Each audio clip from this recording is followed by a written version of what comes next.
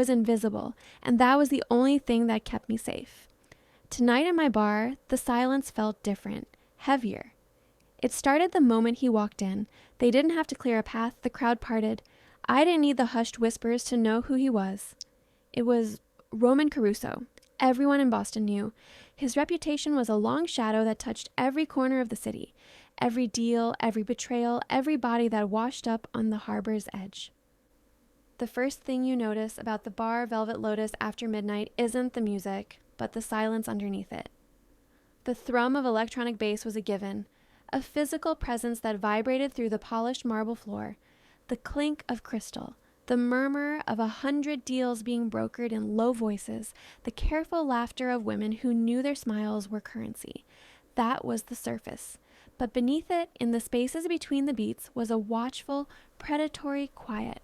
It was the silence of old money meeting new violence, of secrets exchanged without a single word being spoken.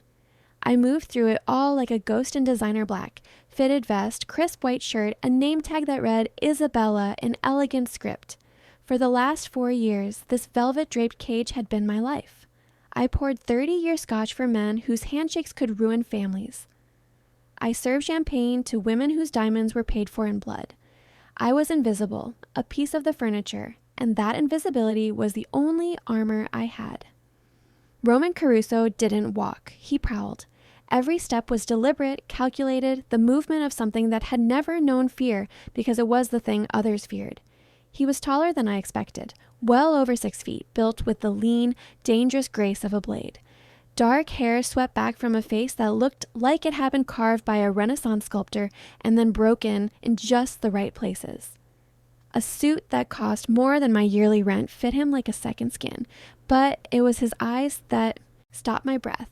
Deep brown, almost black, but with flecks of gold that caught the light like embers in darkness. They swept the room not with interest, but with ownership. And for one terrible, heart-stopping second, they landed on me. I dropped my gaze immediately, my pulse spiking. I focused on polishing an already spotless glass, the routine motion a desperate anchor. Don't look up. Don't attract attention. Be the ghost. His entourage settled into the reserved booth in the back corner, a nest of expensive suits and dead eyes. But Roman didn't sit. He detached himself from the group and walked toward the bar. My bar. Each footstep on the marble was a countdown. The space around me emptied as other patrons found urgent reasons to be elsewhere. I was ground zero. "Whiskey," he said, his voice a low rumble that bypassed my ears and resonated in my chest. It was smooth, cultured, with the faintest trace of an Italian accent that only made it more dangerous. "Macallan 25. Neat." I nodded, my throat too tight for words. I turned, my movements suddenly clumsy, and reached for the amber bottle. My hands, usually so steady after years of this work, trembled. I could feel his gaze on my back, a physical weight pressing between my shoulder blades. As I poured the liquid gold into a heavy crystal tumbler, a man slid onto the stool next to Roman.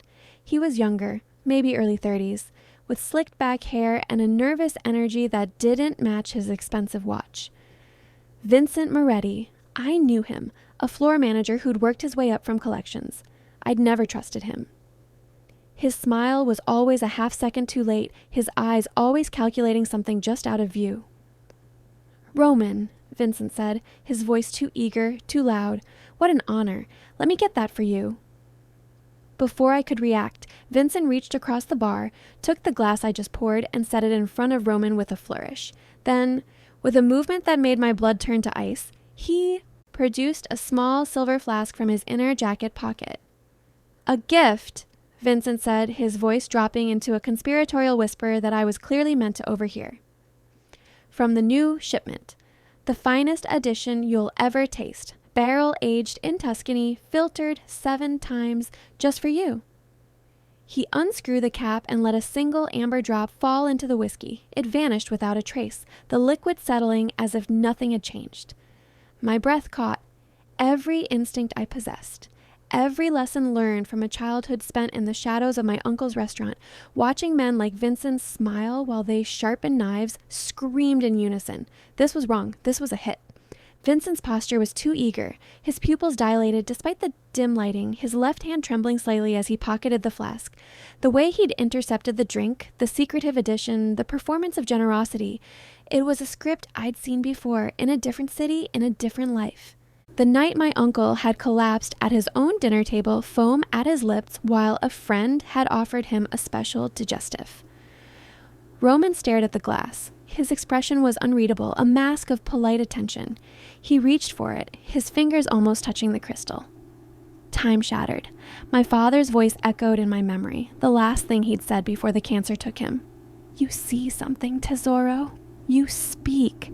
Silence is how good people die. My hands were moving before my brain caught up. I grabbed a cocktail napkin, pristine white linen, and scrolled 5 words with a shaking pen. The ink felt like blood. Poisoned. Smile and walk away. I slid the napkin across the polished wood. It came to a stop right beside his untouched glass, the corner touching the base of the crystal. I didn't look at him. I turned and busied myself with washing glasses in the sink. My entire body braced for the explosion. The silence behind me stretched taut, deadly.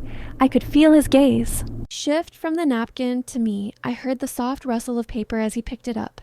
1 second, 2, 3. The bass pounded in my temples. Had he read it? Would he listen? Would Vincent see? Suddenly, a hand shot out, not to take the glass, not to throw it away. His fingers, warm and impossibly strong, wrapped around my wrist, pinning it gently but absolutely to the bar. The grip wasn't brutal, but it was unbreakable, a silent demonstration of the power difference between us. I gasped, my head snapping up to meet those ember-dark eyes.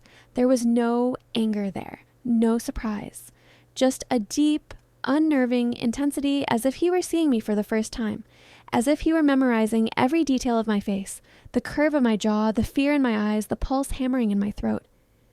He leaned in close, his voice a whisper meant only for me, the scent of expensive cologne and leather washing over me. Why? He murmured, his thumb pressing against the frantic pulse in my wrist.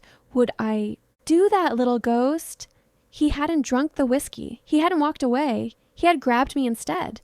And in that moment, I knew with terrifying certainty that my life of invisibility was over. The world narrowed to points of contact, the cold, hard bar under my forearm, the searing heat of his grip on my wrist, the terrifying intensity of his gaze. My heart wasn't just pounding, it felt like it was trying to claw its way out of my chest. Every survival instinct screamed at me to pull away, to run, to call for help that would never come for someone like me. But I was frozen, trapped in the gravity of his presence. I don't know what you mean, I stammered, the lie transparent and flimsy. I tried to tug my wrist back, but his hold tightened infinitesimally, a silent reminder of control. It wasn't painful, not yet, but it was a promise of how easily it could be. The note, he stated, his voice still low, a private conversation in the chaos of the club. His eyes flicked down to my trapped hand, then back to my face. Explain. He hadn't acknowledged Vincent. He hadn't looked at the poisoned glass. His entire focus was on me, and it was more terrifying than any overt threat. Out of the corner of my eye, I saw Vincent's smile falter. Confusion, then a flicker of panic replacing his earlier confidence.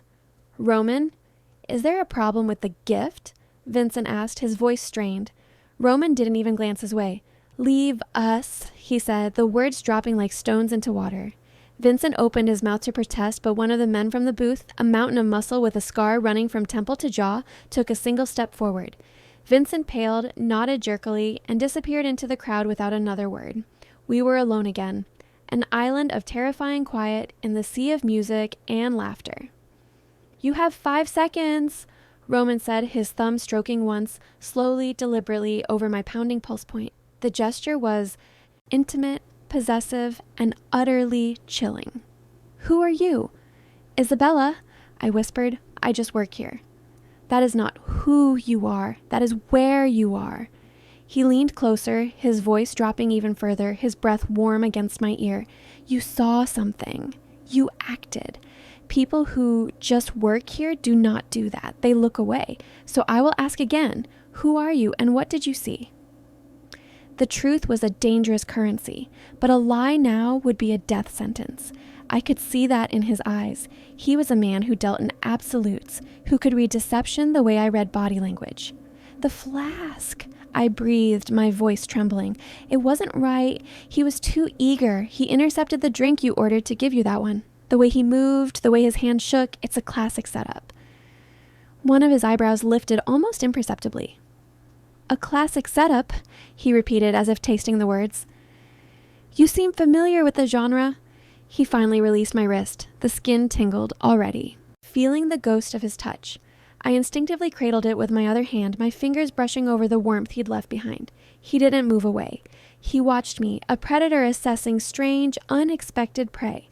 We need to leave, I said, finding a sliver of courage in the adrenaline still flooding my system. If he realizes it didn't work, Roman interrupted smoothly, he will panic. Panic makes people stupid. Stupid people are easy to find. His logic was cold, brutal, and utterly confident. He picked up the napkin I'd written on, folded it neatly with one hand, and tucked it into his inner jacket pocket. The gesture felt strangely final, like a contract being sealed. You're coming with me. It wasn't a question, it was a decree. I can't, I protested weakly. My shift isn't over. Your shift, he interrupted, his tone leaving no room for argument, is over. Permanently. You don't work here anymore. He stood, a tower of dark elegance and barely contained danger. Get your things! Now! The finality in his voice broke no argument. My mind raced. My bag was in the staff locker room, my phone, my keys, my entire pathetic life crammed into a worn leather purse. To get it, I'd have to walk away from him, have a moment alone. Was this a test? Would I run? I looked at his eyes and knew with sinking certainty that running would be the last mistake I ever made. He would find me, and he would not be gentle a second time. Numbly, I nodded. I turned and walked toward the staff door on unsteady legs, feeling his gaze burning into my back with every step.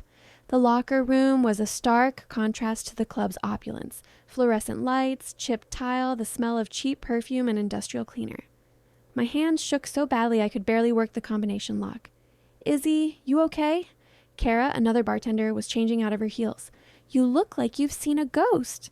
A hysterical laugh bubbled in my throat. I felt like I'd become one. I'm fine, I lied, my voice hollow. Just not feeling well. I'm leaving. I shoved my apron into the locker, grabbed my bag, and slung it over my shoulder. It held everything I owned that mattered. Some things never changed. Wait, what? Kara's eyes went wide. What did Caruso want? Everyone saw him grab you? It was nothing, a misunderstanding. The lie tasted like ash. I have to go. I pushed through the door back into the hallway, half expecting him to be gone, for this to have been some cruel, surreal hallucination. But he was there, waiting, flanked by two of his men, the scarred mountain and a younger, leaner man with cold, empty eyes. They looked at me not as a person, but as a package, an asset, or a problem to be solved. This way, Roman said, gesturing toward a service exit I'd only ever used to take out trash. The night air hit me like a physical blow as the door swung open onto a dimly lit alley. It smelled of damp. Concrete and rotting garbage, the city's underbelly laid bare. Parked directly in front of us, engine purring like a satisfied cat, was a black Bentley Continental. The back door opened automatically. Get in, he said. There was no choice. It was the alley or the car, the unknown, or the man who held my fate in his hands.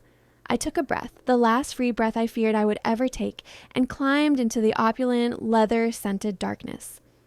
He slid in beside me, his large frame taking up an immense amount of space. The two men got in the front. The doors closed with a soft, definitive thud, sealing me in. The car pulled away from the curb in unnerving silence. I stared out the tinted window, watching my old life, the club, the lights, the ordinary danger I understood, disappear into the Boston night.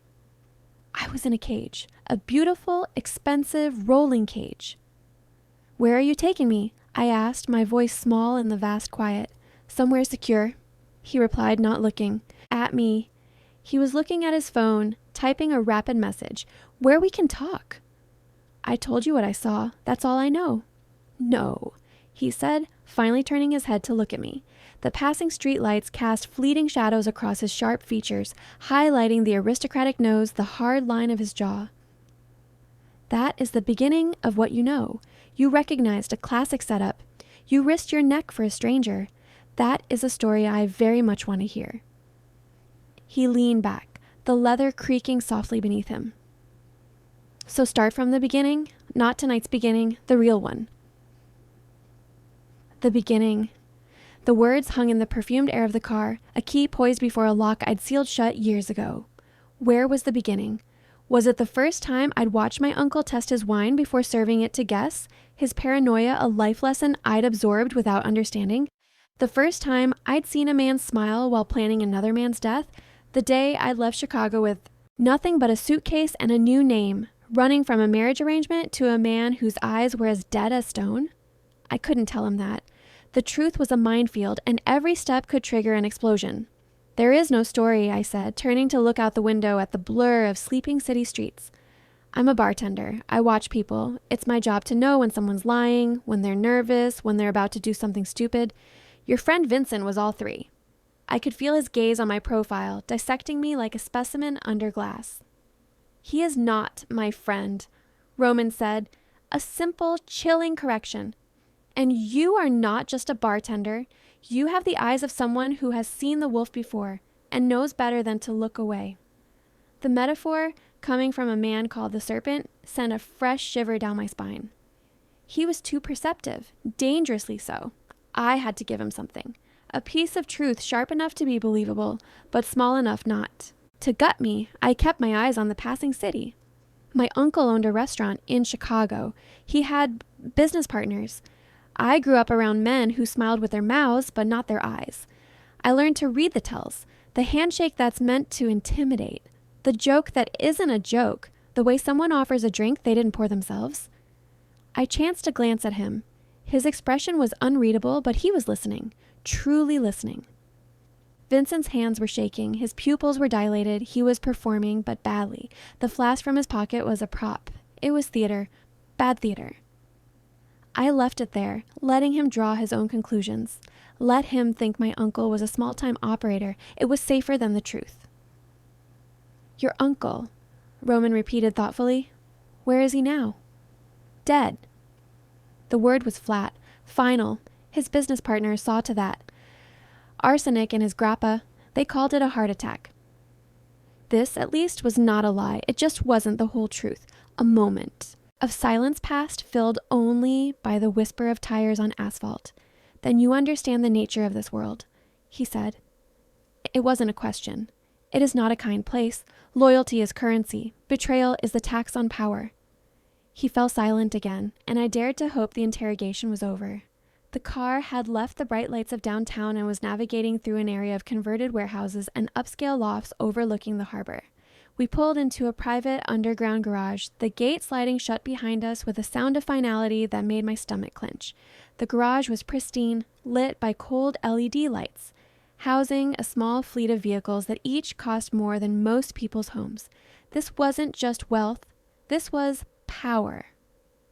The scarred man, whom Roman called Dante, got out first, scanning the area with professional efficiency before opening our door. The younger one, Marco, stayed close, his hand resting casually near his waist where I was certain a weapon was concealed. We entered a private elevator that required both a key card and a fingerprint scan. It ascended smoothly, my ears popping as we climbed. When the doors opened, my breath caught. The entire far wall was floor-to-ceiling glass, offering a breathtaking panoramic view of Boston Harbor and the glittering skyline beyond. The interior was all modern elegance. Dark hardwood floors, low-slung leather furniture, stark white walls adorned with what looked like original abstract art. Everything was clean lines and controlled luxury. It was powerful, masculine, and utterly soulless. It fit him perfectly. You will stay here tonight, Roman said, shrugging off his suit jacket and draping it over the back of a chair with fluid grace. He moved to a bar cart and poured amber liquid into a crystal tumbler. He didn't offer me one.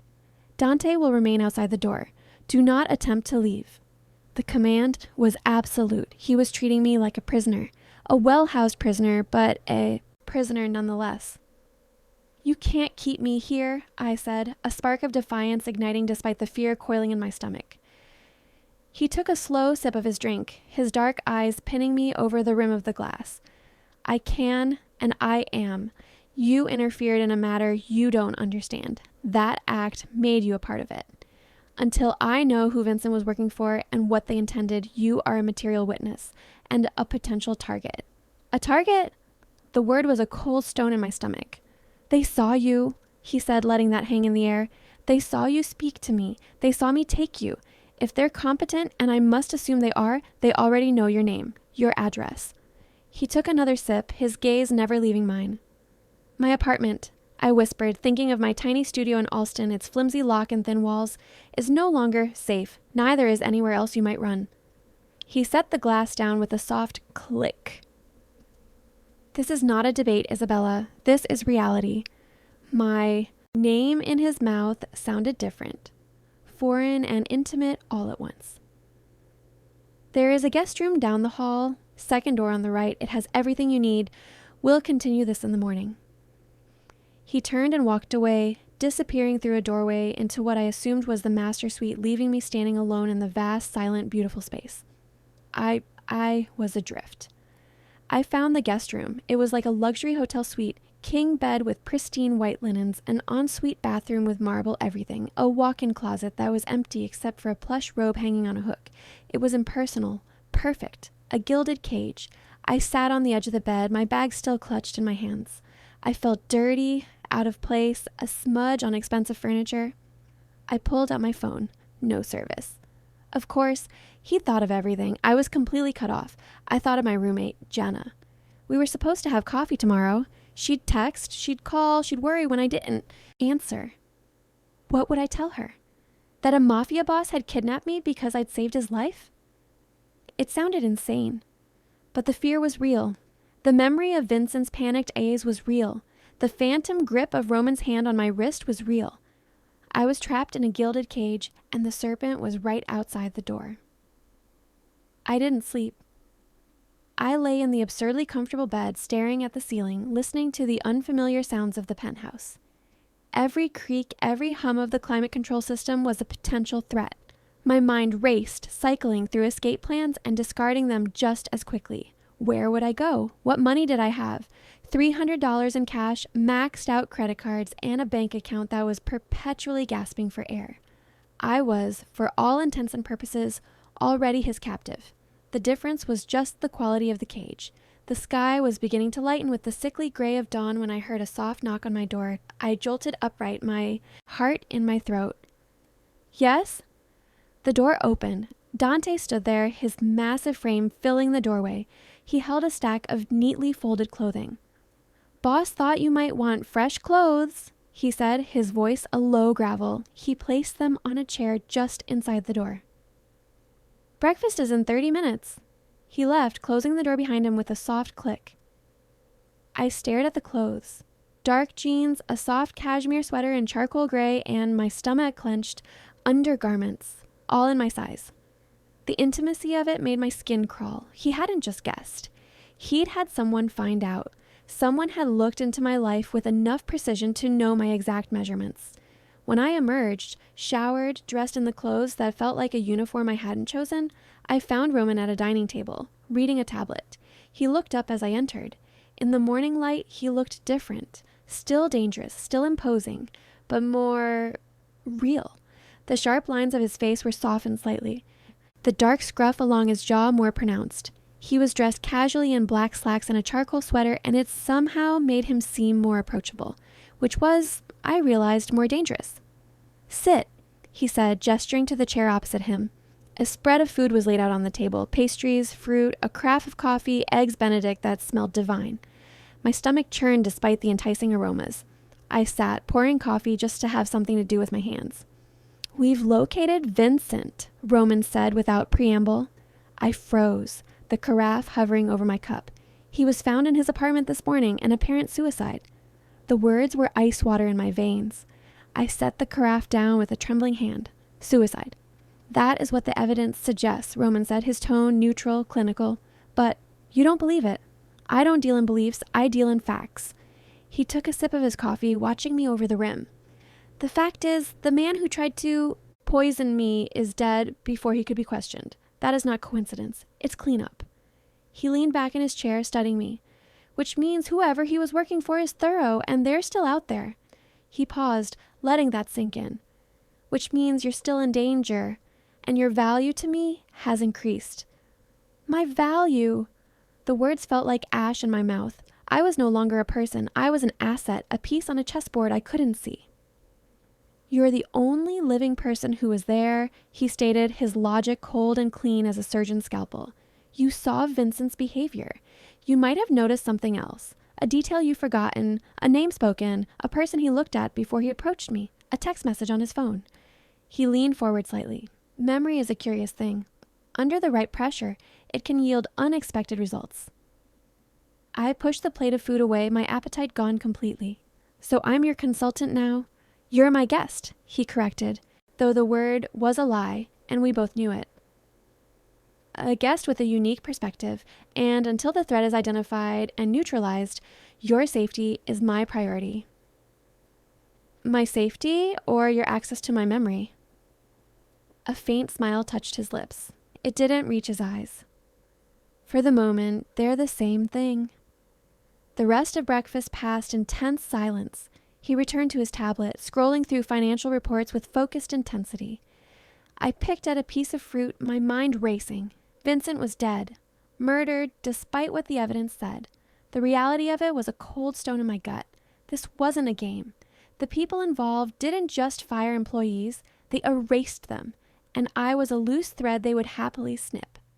After breakfast, he stood. I have business to attend to. Dante will remain. Do not attempt to contact anyone. The phone lines are monitored. The perimeter is secure. He paused at the door, looking back at me. The library is through that door. He gestured to a set of double doors I hadn't noticed. You might find it diverting. And then he was gone, the elevator door swallowing him whole, leaving me alone with the silent, watchful Dante. Diverting. The word was almost a taunt. For a long time, I just stood at the window, watching the city come to life below. People going to work, getting coffee, living their ordinary lives. I felt a pang of longing so profound it was a physical ache. I would have given anything for my cramped studio, my noisy roommate, the soul-deep exhaustion of a double shift. The mundane had never seemed so beautiful. Eventually, restlessness drove me to explore. The penthouse was vast. Beyond the main living area was a state-of-the-art kitchen that looked barely used, a formal dining room that could seat 16, a gym with equipment that belonged in a professional facility, and finally, the library. I pushed the heavy wooden door open and stepped inside. My breath caught. It was breathtaking. 2 stories high, with a wrought iron spiral staircase leading to a mezzanine level. The walls were lined with books, real books, leather spines worn and smelling of old paper and wisdom. It was the first thing in the entire place that felt warm, that felt lived in. My fingers trailed along the spines as I walked. History, philosophy, volumes of poetry in multiple languages, Italian, French, Spanish, even Russian. This wasn't a decorator's collection. This was a reader's library. It was a contradiction that unsettled me more than anything else. The man who could order a death with a single word also read Dante's Inferno. Also owned a first edition of The Prince. I climbed the spiral staircase, the metal cool under my bare feet. The upper level had a comfortable leather armchair, a reading lamp, and a small desk. And on that desk, sitting alone as if waiting for me, was a book, a collection of Italian love sonnets. Old, the pages foxed with age. Something made me pick it up. It fell. Open to a specific page, the spine cracked from repeated use.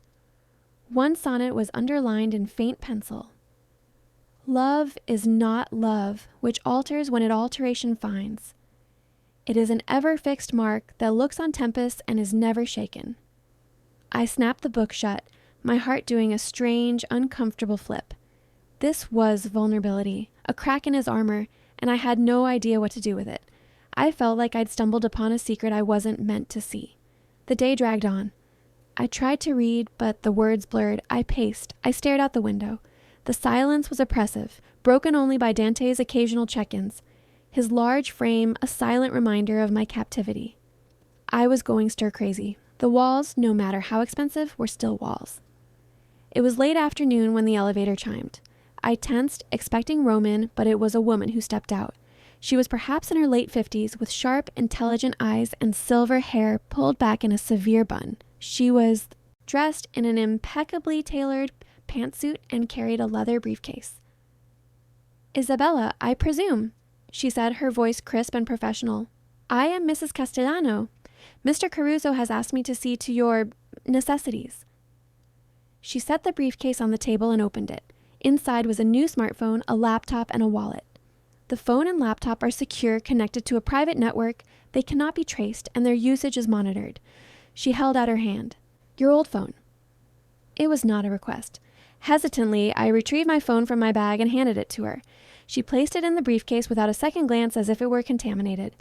The wallet contains new identification, credit cards, and cash. Your old identity is suspended for your protection. I picked up the new ID card. The name read, Isabella Rossi. The photo was one I didn't remember taking. My face pale and serious, eyes wide with something that looked like fear. He can't just give me a new name. He can, and he has, Mrs. Castellano said, unmoved. It's a temporary measure. Your financial accounts have been consolidated and transferred.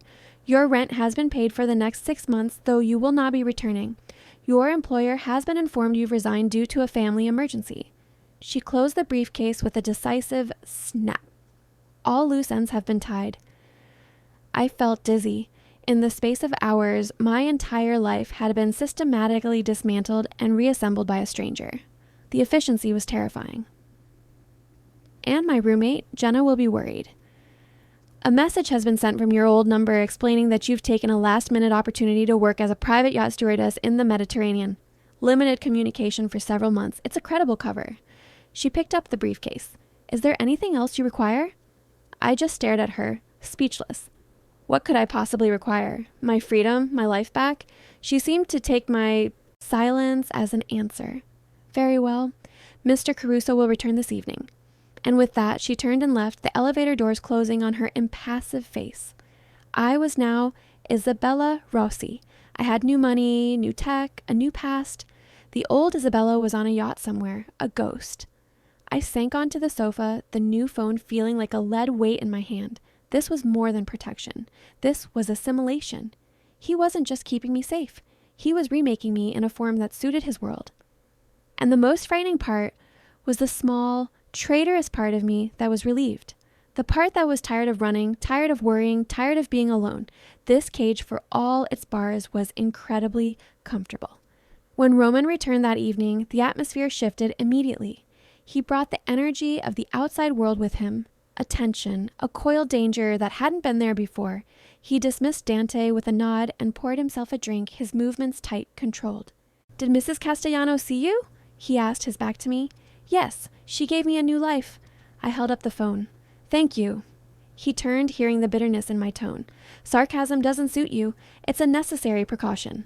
His eyes were hard. "Your old apartment was searched an hour ago." The air left my lungs. "What?"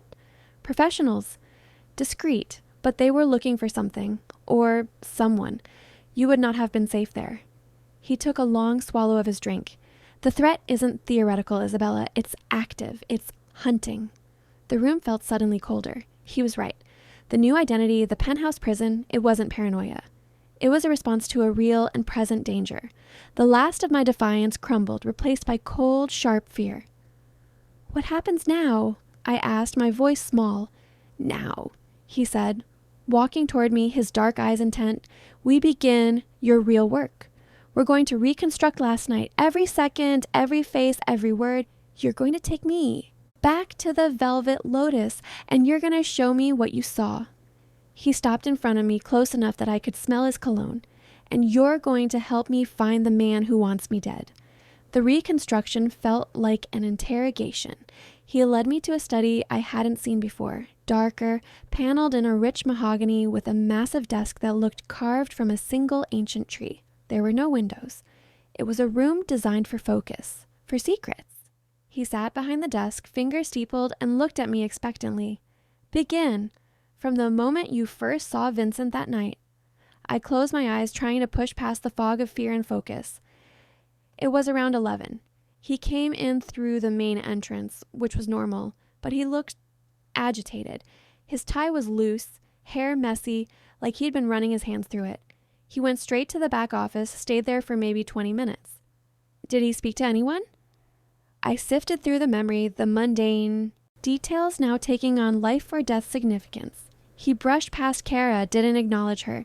Then about 15 minutes before you arrived, he came out. He was on his phone. He was smiling, but I struggled for the word. Predatory. He said something. He said, "The package is ready for delivery. The serpent will take the bait." Then he laughed and hung up. Roman's expression didn't change, but the air in the room grew colder. The serpent. He used that name. "It's what people call you," I said quietly. "Continue." For the next hour, he drilled me. What was Vincent wearing? A navy suit? Silver cufflinks? Did he have a watch? Yes, a Rolex. New, still shiny. Did he interact with anyone else? He snapped at a busboy for being too slow. Did anyone approach him? I stopped, a memory surfacing. Yes, a man in a gray coat. He handed Vincent an envelope. Vincent pocketed it without a word. Roman leaned forward. "Describe him." I squeezed my eyes shut, trying to pull the ghost from the haze. Average height, thin. The coat was expensive, but it didn't fit right. Too big in the shoulders. He had a hat pulled low. I never saw his face clearly, but his hands, the memory crystallized. He had a ring. On his right hand, middle finger. It was gold with a red stone. Ruby, maybe. It had a symbol carved into it. What symbol? A snake, coiled, like an Ouroboros, eating its own tail. Roman went perfectly still. It was the first crack in his controlled facade I'd seen. "You're certain?" The light caught it when he pulled his hand from his pocket. Just a flash, but I'm sure. He leaned back slowly, deliberately. "That ring belongs to a man named Luca Salvatore. He's not a player. He's a facilitator, a broker. He arranges things for the highest bidder." His voice dropped. "If he was paying Vincent, it means the contract didn't originate from within my organization. It was outsourced. This isn't a simple power grab. This is a professional hit, sanctioned by someone with significant resources." The pieces were clicking into place, forming a picture far more terrifying than I'd imagined. This wasn't just about one man wanting Roman's throne. This was a coordinated attack from outside. "He's the key, then," I said. "This Luca Salvatore. He's a ghost, but a ghost you have now seen." His gaze on me was intense, reevaluating. "Your eyes are more valuable than I realized." He stood and walked to a panel on the wall, pressing a sequence of buttons. A large screen descended behind his desk. With a few more commands, he pulled up security footage from the club, different angles, different timestamps. "Show me," he said. "Show me where he stood." I approached the screen, my heart pounding. It was surreal, watching the grainy footage of my old life. There I was, a small figure behind the bar. There was Vincent, positioning himself near the entrance. And then Roman entered, and the entire energy of the room shifted on a screen just as it had in reality. "There," I said, pointing to a corner feed from a camera near the restrooms. "The man in the gray coat. He came from that direction." Roman zoomed in and enhanced the image. It was pixelated, but the coat was clear. The man kept his head down, face obscured by the hat, but as he turned to leave, his right hand swung into view. The image was grainy, but the ring was unmistakable, a flash of gold and red. "Good," Roman murmured, a hunter's satisfaction in his voice. "Very good." He saved the frame and typed a rapid message on his phone. "This gives us a starting point. Salvatore operates in the city. He favors old places, hotels, galleries, anywhere with history and multiple exits." He turned off the screen, plunging the room back into dim light. "He'll surface, and when he does, we'll be ready." He looked at me, and the intensity in his eyes was different now. Not just cold assessment. There was something else. Respect, perhaps. "You have a unique talent," he said. "Most people see, but they don't observe. You observe. It's a skill that can't be taught." "It's a skill born from needing to see the threat before it sees you," I replied, the truth slipping out before I could cage it. He was silent for a moment, studying me. We're not so different, you and I. We both live in worlds where a single missed detail can be fatal. The comparison should have offended me, but it didn't. It felt horribly, terrifyingly accurate. We were both survivors, navigating landscapes of hidden teeth. The only difference was scale. Get some rest, he said, his voice softer than I'd ever heard it. Tomorrow we begin in earnest. The hunt for Luca Salvatore starts. I left the study, my mind reeling. The fear was still there, a constant humming undercurrent. But something else was there too, a sense of purpose, of being useful, of having a skill that mattered in this brutal, high-stakes game. It was a dangerous feeling. It was the feeling of starting to belong. Back in my room, I picked up the book of sonnets I'd found in the library. I opened it to the marked page. Love is not love, which alters when it alteration finds. I traced the underlined words with my finger. Who did Roman Caruso love with such constancy? What or who had carved this vulnerability into a man made of stone? The question haunted me more than any threat from Luca Salvatore, because understanding that, I feared, was the real key to surviving him. The next morning began not with quiet breakfast, but with the arrival of Marco, the lean, cold-eyed man from Roman's inner circle. He entered with grim efficiency, a tablet under his arm, tension in his shoulders that spoke of a long, fruitless night. Roman was already waiting, dressed in charcoal slacks and a black shirt, looking like he'd never slept. A cup of black coffee steamed on the table beside him. We have a problem, Marco said without preamble, his eyes flicking to me for a fraction of a second before dismissing me as irrelevant. I expected nothing less, Roman replied calmly. What did you find? The cleanup on Vincent was too clean. The apartment was wiped. No prints, no fibers, no data on his devices, professional work. Marco tapped his tablet, bringing up a web of information. But we did find something else. While investigating Vincent, I ran a standard audit on all recent financial activity with high-level clearance. There's a discrepancy. Small recurring payments to a security consulting firm that doesn't exist. The vendor was added to the system 8 months ago. Roman's gaze sharpened. Who authorized the vendor? The credentials belonged to Anthony Russo. A muscle in Roman's jaw twitched. Anthony, he said, the name a soft exhale that carried more weight than a shout. The payments are small, easily overlooked, a few thousand a month, but the pattern is consistent. Marco's voice was tight, and the timing coincides with when our security protocols at the ports were compromised, leading to that lost shipment in September. The air in the room thickened. This was no longer just an external threat. This was rot from within, betrayal from a trusted lieutenant. I stood frozen near the kitchen island, feeling like I was eavesdropping on my own execution. This was the inner workings of his empire, and the machinery was corroded. Roman's eyes cut to me. Isabella, come here.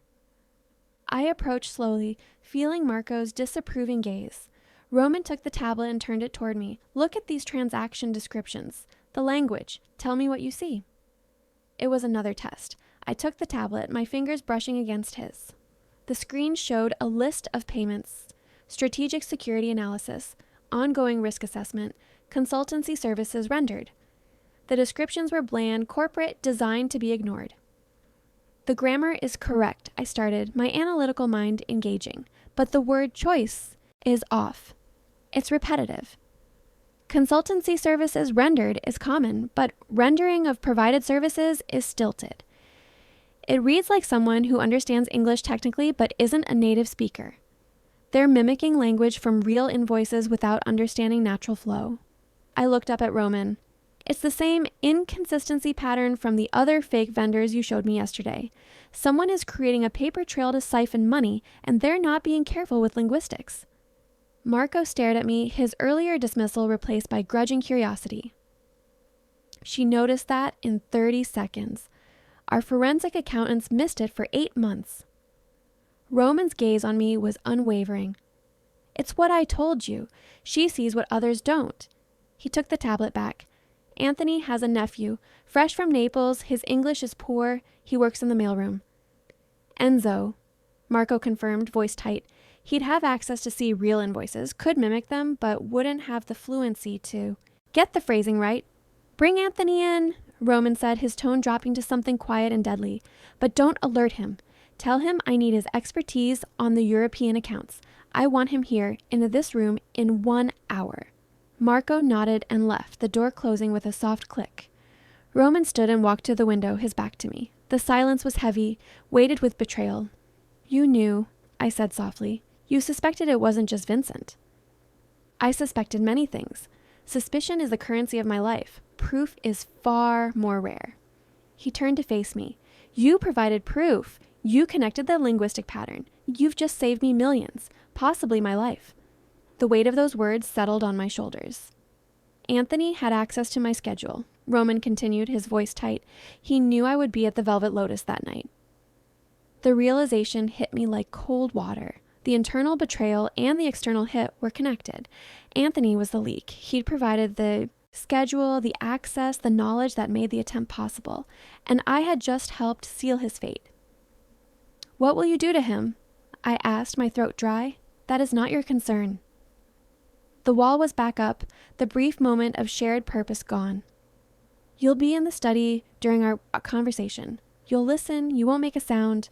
I want you to hear his voice, his tells. You'll tell me if he lies. It wasn't a request, it was an order. I was being pulled deeper into the darkness, from observer to participant. An hour later, I was seated in a high-backed leather chair in the dark study, the door left slightly ajar. From my position, I could see a sliver of the living room through the crack. Roman sat in an armchair, pretending to review documents, the picture of casual power. I held my breath, my heart a frantic drum against my ribs. The elevator chimed. Anthony Russo walked in, a man in his late 40s with a kind face, tired eyes, and a slightly rumpled suit. That looked like an accountant. He didn't look like a traitor. Roman, he said, his voice warm with what sounded like genuine affection. You wanted to see me? The Europe files are on my desk. I can have them sent up. Sit down, Anthony, Roman said, his voice neutral, even friendly. Anthony sat on the sofa, leaning forward eagerly. I've been reviewing the projections for the Florence acquisition. The potential is incredible, but the regulatory landscape is... We'll get to that, Roman interrupted gently. First, I need your help with a different matter, a discrepancy in the books, small payments to a security firm. The authorization has your credentials.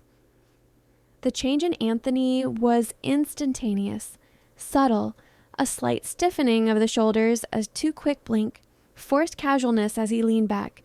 My credentials? That's impossible. Must be a system glitch. I'll have IT look into it immediately. The firm doesn't seem to exist, Anthony. A shell company, then. You know how these things are set up for tax purposes. Anthony's voice had a new edge. A thin layer of sweat appeared on his upper lip, gleaming in the light. The descriptions on the invoices are poorly worded, stilted. They read like they were written by someone whose first language isn't English. Roman paused, letting the silence stretch. It reminded me of your nephew, Enzo. How is he settling into the mailroom? That was the trap. And Anthony walked right into it. He's fine, a hard worker, but his English is still not good. He would never be involved in something like this, Roman. I swear... He stopped, realized his mistake too late. He'd confirmed the connection without being accused. The air left the room. Roman's posture shifted from relaxed to predatory in a heartbeat. He didn't raise his voice. You've been with me for 15 years, Anthony. You held my daughter at her baptism. Anthony's face crumpled. The genial mask fell away, revealing raw, terrified guilt beneath. Roman, it was just a little money for my mother's cancer treatments. They're not covered by insurance. I was going to pay it back. I swear on my life. A little money, Roman repeated, his voice dropping to a whisper more frightening than any scream. And in return, what did you give them, Anthony? My schedule? Security rotations? What was the price for your mother's life? Anthony broke. Sobs racked his body. It was Salvatore. Luca Salvatore came to me. He knew about the money. He said he'd expose me, ruin me, unless I gave him information. He said it was just for leverage, for business intelligence. I didn't know about Vincent, Roman. I didn't know someone was going to try to kill you. You have to believe me. I sat in the dark study, my hand clamped over my mouth, listening to a man's soul being torn to pieces. This was the cost of this world. The reality behind the power and the suits, it was ugly, brutal, and heartbreaking. Where is Salvatore now? Roman asked, voice still terrifyingly calm. I don't know. After that night, he went dark. He said if anything went wrong, he had a contingency. He said, Anthony's voice broke. He said the serpent had grown weak. He said you were vulnerable. Roman stood. He looked down at the weeping man, his expression not of anger, but of profound, weary disappointment. You have a mother, Anthony. Think of her now. His voice was quiet. Marco will take you to a secure location. You'll write down everything you gave Salvatore. Every date, every detail, every conversation. If your information leads us to him, your mother will keep her son. Do you understand? It was mercy, a threat wrapped in hope. Anthony could only nod, his body shaking with relief and shame. Marco entered silently and escorted the broken man out. The elevator doors closed, and Roman was left alone in the vast room. He didn't move for a long time, just stood there, staring at the space where his friend had been. I crept out of the study, my legs unsteady. He heard me but didn't turn. You showed him mercy, I said quietly. Mercy is a luxury I cannot often afford. He replied, his back still to me. But mothers should not lose their sons because of desperation. It's a lesson I learned too well. In that moment, he wasn't the serpent. He was just a man standing in the ruins of his own trust, burdened by the weight of choices he had to make. And I, against all reason and every instinct of self-preservation, felt a terrible, undeniable pull toward him. The silence after Anthony's departure was suffocating. Roman remained at the window, a statue carved from grief and controlled fury. I didn't dare speak.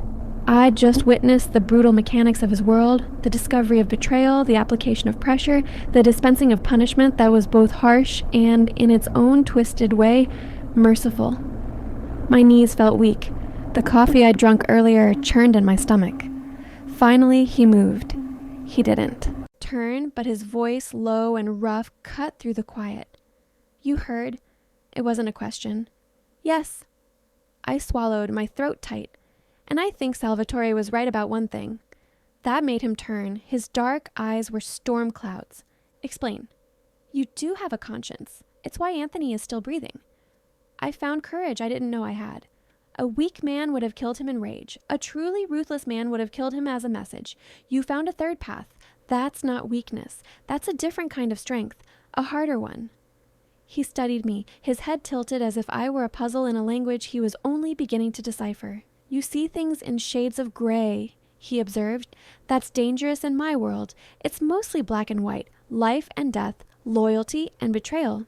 Is it? I challenged. Then why am I still here? I'm a shade of gray, an outsider who saw too much.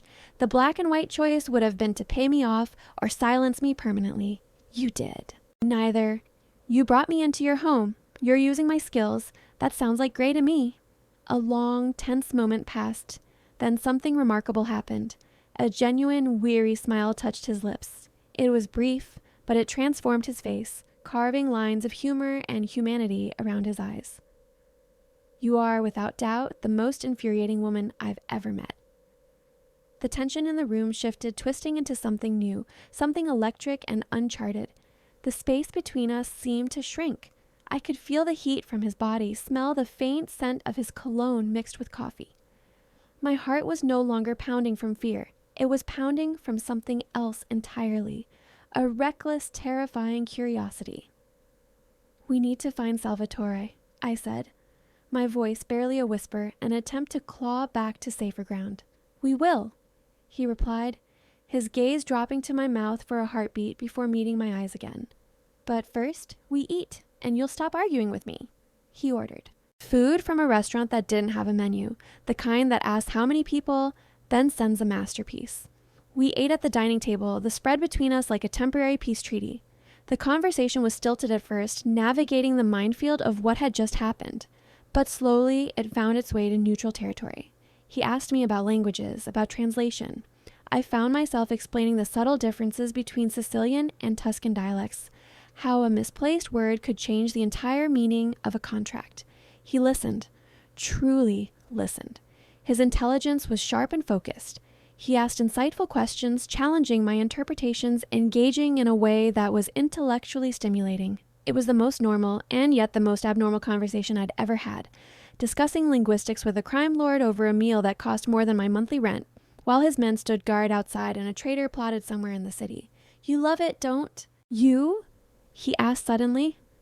The puzzle of it, finding the hidden meaning in words. It's the only thing that's ever made sense to me, I admitted. Words have rules, structure. You can deconstruct them, understand their architecture. I paused. People are messy, unpredictable. Like me. Especially like you. He leaned back, swirling red wine in his glass.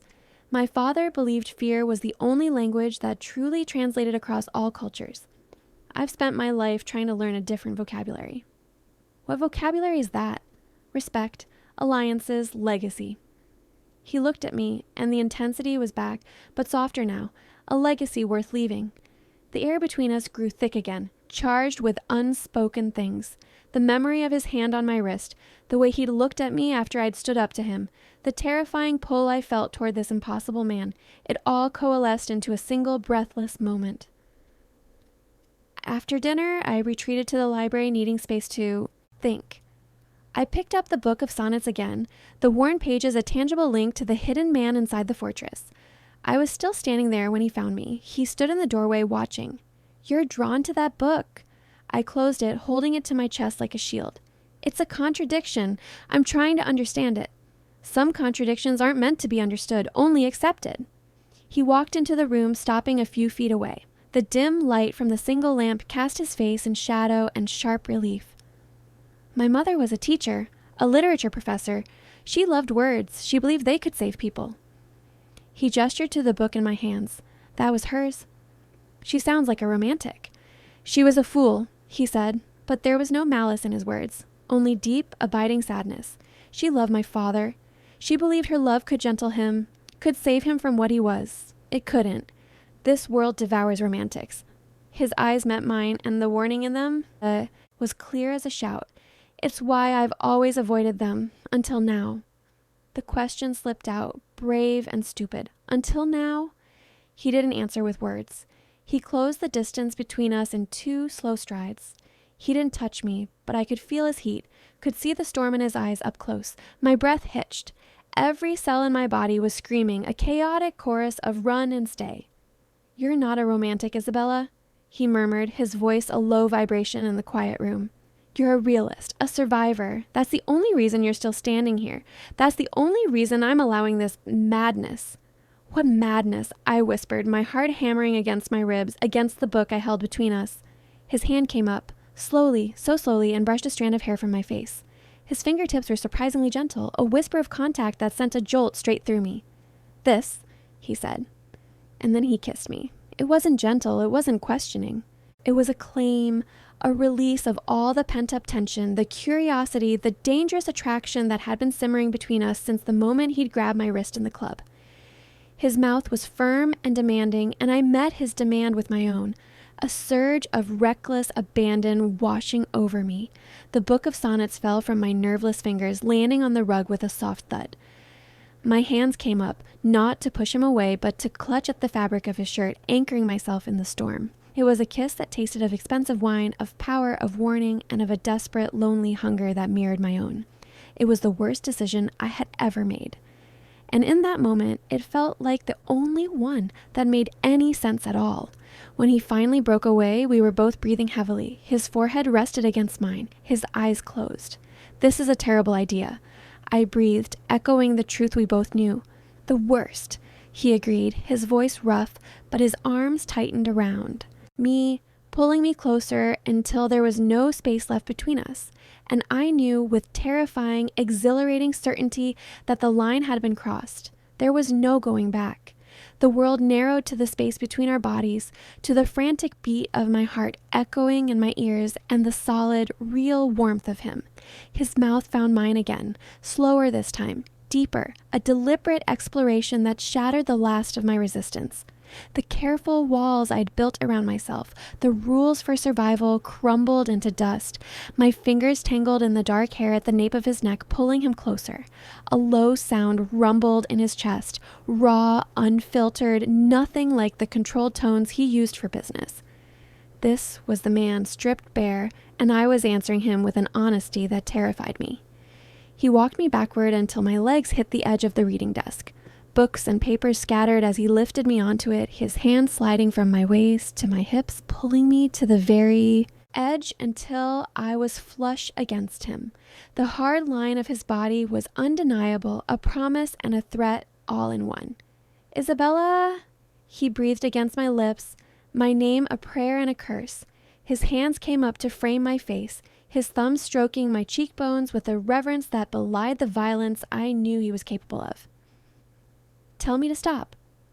It was a command and a plea, the last exit before the point of no return. I looked into his eyes, saw the storm there, the war between his nature and this new, dangerous desire. I saw my own reflection, wild-eyed and willing. I could have lied. I could have summoned the ghost of my father's warnings, my uncle's paranoia. I could have chosen survival. Instead, I told the truth. "Don't you dare!" A feral light flashed in his eyes. He kissed me again, consuming, possessive, and his hands left my face to work at the buttons of my sweater. My own fingers fumbled with his shirt, desperate to feel skin against skin. Fabric rustled and rustled. When his skin met mine, it was electric. All hard planes and coiled strength, a landscape of old scars and warm living flesh. His mouth traveled from my lips to my jaw, down the column of my throat, and I arched against him, a soft cry escaping me. The world outside, Salvatore, the threats, the dead men and betrayals ceased to exist. There was only this, the scent of him, cedar and man, the feel of his calloused hands mapping my body, the taste of him on my tongue. He was meticulous, demanding, leaving no part of me unexplored. It was an assault on my senses, a claiming that felt less like invasion and more like homecoming to a place I'd never known existed. When he finally entered me, it was with slow, deliberate pressure that made me gasp, my nails digging into the hard muscles of his back. He stilled, his forehead against mine, his body trembling with the effort of control. "Look at me," he commanded, his voice ragged. I opened my eyes, drowning in the molten darkness of his. "I see you," he whispered. And then he began to move. It wasn't gentle. It was raw and real and devastating. It was a conversation without words, a battle and a surrender. The polished wood of the desk was hard beneath me. The scent of old books and our mingled breath filled the air. He drove me to the edge of reason, my name a broken chant on my lips. And when I fell, shattering around him with a sob that was half terror, half ecstasy, he followed. His own release, a guttural sound muffled against my shoulder. For a long time, there was only the sound of our ragged breathing. He didn't pull away. He held me there on the desk, his body still intimately joined with mine, his face buried in my hair. I could feel the frantic hammering of his heart slowly begin to steady against my own. The reality of what we'd just done began to seep back in, cold and sobering. I had just slept with Roman Caruso. I had let the serpent into my bed, into my body. I had broken the single, most important rule of survival. He was the first to move. He straightened, his gaze sweeping over me, my flushed skin, my tousled hair, the evidence of our passion. His expression was unreadable, a mask of control sliding back into place, but his eyes still burned with residual heat. He picked up his clothes from the floor and stepped into them, his back to me. The moment of vulnerability was over. The king was back on his throne. I slid off the desk, my legs unsteady, and gathered my own clothes, my hands shaking. I felt exposed, raw, and profoundly foolish. What had I been thinking? "This was a mistake," I said, the words tasting like ashes. He turned, his shirt still unbuttoned, revealing the powerful chest I just traced with my fingers. "It was inevitable. It complicates everything. It simplifies one thing," he countered, his voice low. "Your place is here, with me." "As what?" I asked, a hysterical laugh bubbling in my throat. "Your prisoner? Your consultant? Your mistress?" He crossed the room in 2 strides, his hand cupping my chin, forcing my eyes to meet his. "You are mine. That is all you need to know for now." The possessiveness in his tone should have infuriated me. It should have sent me running. Instead, a treacherous part of me, the part that had been alone and fighting for so long, thrilled at the certainty in his voice. To belong to someone, even someone like him, was a seductive poison. "I need to shower," I said, pulling away from his touch. He let me go, his gaze following me as I walked, naked and vulnerable, out of the library and down the hall to the guest room. I locked the door behind me, a futile gesture, and stood under the scalding spray of the shower, trying to wash the scent of him from my skin, the memory of his touch from my mind. It was no use. He was under my skin now. I had crossed the line, and the fire I had played with had already begun to consume me. Later, wrapped in a robe, I heard a soft knock on the door. It wasn't him. It was Dante. "Boss asked me to give you this," he said, his face impassive as he handed me a small velvet box. I took it with trembling fingers. Inside, nestled on a bed of black silk, was a bracelet. Delicate platinum chain with a small charm, a serpent coiled around a rose, rendered in exquisite detail. It was beautiful, elegant, and unmistakably a mark of ownership. There was no note. None was needed. I closed the box and set it on the nightstand.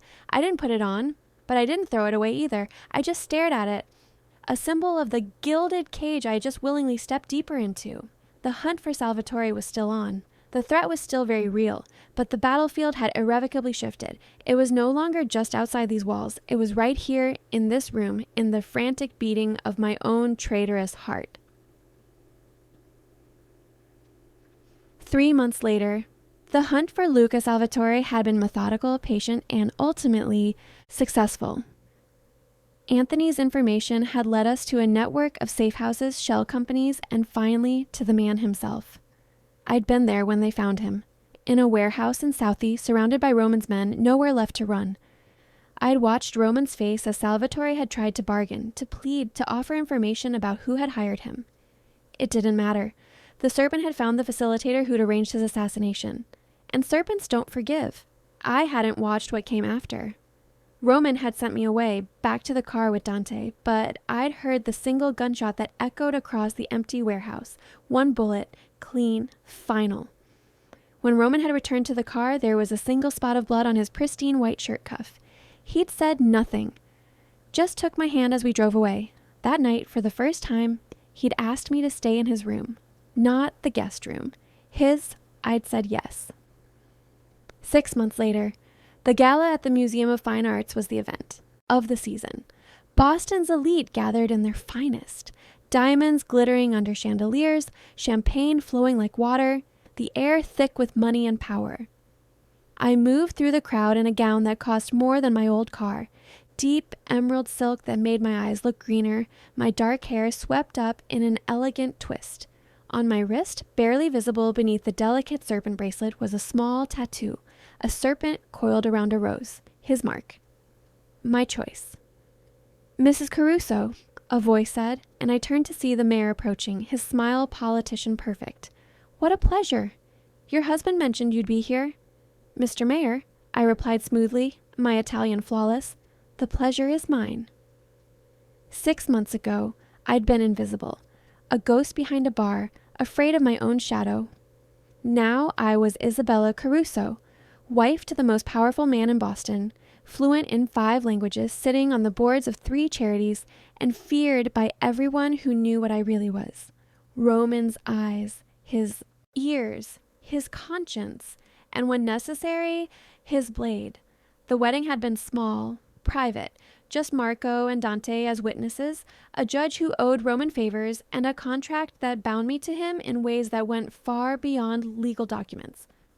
I wore his ring. I carried his name. I shared his bed and his secrets. And I discovered something terrifying. I didn't want to leave. Across the room, I saw him, magnificent, in a tuxedo, surrounded by business leaders and politicians, all of them hanging on his every word. He looked up, found me instantly in the crowd, and smiled. It was a private smile, a promise. Tonight, after the gala, we'd go home to the penthouse. He'd remove my gown with reverent hands. We'd make love in the massive bed overlooking the harbor, and he'd whisper my name like a prayer. Tomorrow, we'd wake to coffee and violence, to spreadsheets and strategy, to the delicate dance of maintaining an empire built on both blood and brilliance. I was no longer running. I was exactly where I belonged, in the serpent's embrace, wielding my own kind of venom. And God help anyone who threatened what was mine.